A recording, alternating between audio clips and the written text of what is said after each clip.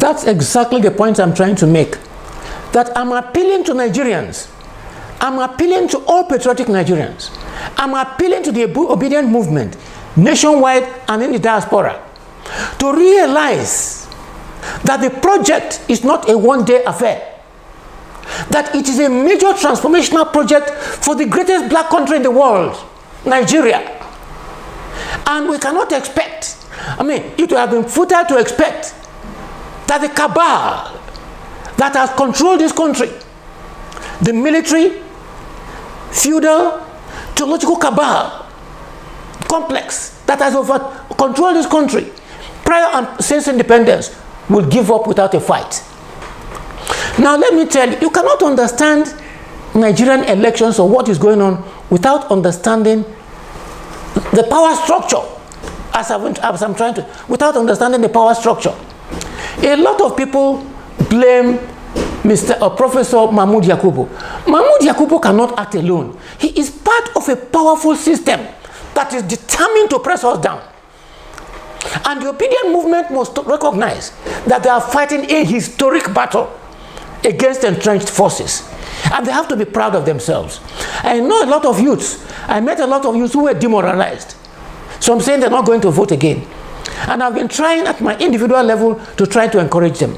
And I want to use this opportunity to appeal most fervently to the obedience wherever they may be, to recognize their historic role in transforming the greatest black country in the world, and therefore in transforming Africa, and therefore in transforming the black world, in coming out to consolidate. Because if they don't come out on March 11, they will be given a free hand. Already I'm aware that the cabal, the APC, PDP cabal, are coming out like wounded lions with tons of money to try to buy up the obedience. And I understand some of these cabal are already courting, wooing the obedience to come to their side. No obedient one should fall for these tactics. They are incapable of being reformed. They cannot be reformed. Well, if you permit me to take Delta State as an example. Take Delta State as an example. For the past 24 years, one party has been in power. And the party is known for profligacy, mismanagement of public resources. At the present time, Delta State is owing about 272 billion by their own admission, naira. In spite of billions of dollars that come from federal 13% derivation, federal allocation, and other internally generated revenue. Giving prudent management that is oriented to the development of the state and is oriented to the welfare of the society, Delta State should be a Dubai by now, where people from other parts of Africa come to invest and to see the progress, the meaning of development. But where is the development? Look at Asaba. Narrow streets, alleyways, tag, misdevelopment. Look at Asaba. There is nothing. There's nothing to show about Asaba, a state capital.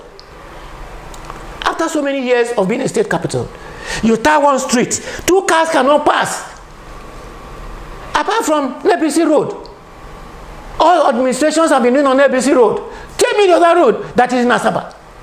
What are the facilities in Asaba after all these years? So okay, let me give you another example. In addition or apart from gross mismanagement of public funds, sharing of money as a philosophy,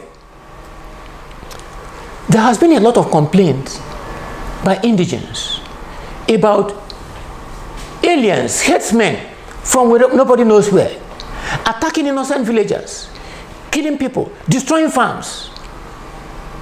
And I think I listened to an interview recently where a member of the House of Assembly, or a former member of the House of Assembly, Honorable Levansi Wuri, I don't have access to the governor, so I have not complained to him, but I did. I will tell you what I did. Complained that he had gone to the governor several times to come to their aid in Ethiopia East, and other parts of the Delta Central, and the governor did nothing. How can you have that kind of governor? How can that call himself a governor of a state where aliens will come, attack your state, kill your people, and you keep quiet? And some years back, I learned that there was the Governor Kowa, called a meeting of Deltans to discuss the problem of herdsmen attacks on indigenous communities of Delta State. Unity House, Government House. And I went. I don't go there because I felt strongly concerned. And I went with I won't call it a petition, a write-up detailing my information, the information at my disposal, and making recommendations. At the meeting at Government House, traditional rulers were allowed to speak. Arewa community was allowed to speak. Religious leaders were allowed to speak. One youth from Undokwa wanted to speak, took up the microphone, and was giving graphic details of the experience of his people in Undokwa area. Do you know what the governor did? He said they should take the microphone from him. How can you have a governor where the people cannot express their grievances, and when, according to the Honorable Wure, when it is expressed, no, and now we can now see the long-term plan, the long-term plan. How can you trade off your state in order to gain the favor of another ethnic group or of a powerful group? These are issues that go, this is even worse than stealing, than mismanagement of public funds. I never got a response, I never got a reply to my letter to the governor. So given this, I cannot see how any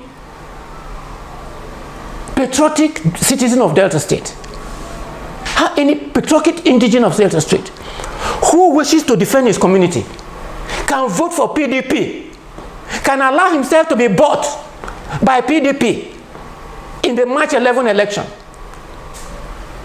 I cannot imagine that.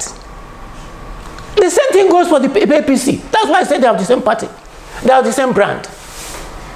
I think I can remember at the peak of the herdsmen, one of the problems of the APC, why the APC is worse than the PDP. The PDP was mainly interested in looting. They were not interested, I don't think they were interested in taking over our land. That is why the APC is worse than the PDP. Sometime in 2018,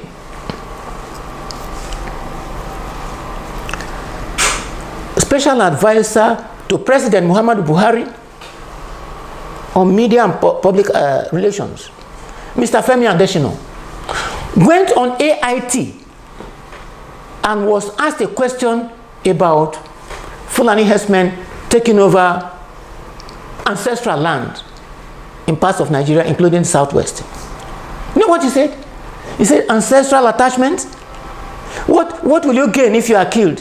In my own words now. That's the summary of it. Is it not better for you to hand over your land than to be killed? That was not the end. A few months later,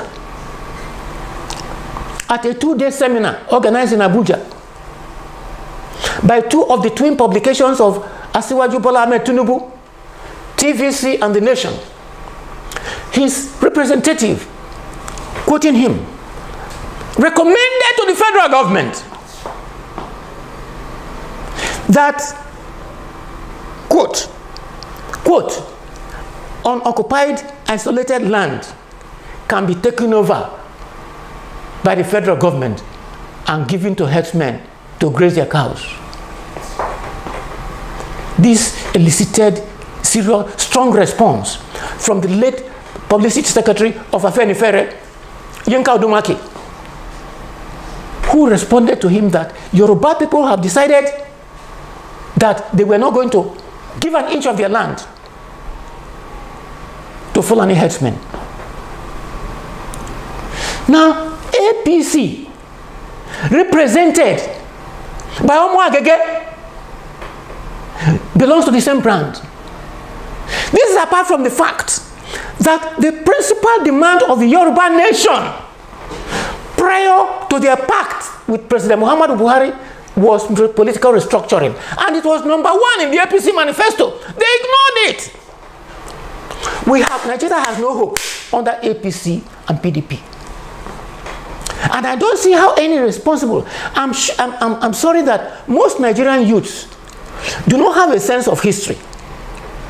Do not have a sense of some of these things that transpired, even in the recent past. And most of these Nigerian youths, at least, these issues that I've mentioned now, Google them. They're in the public domain.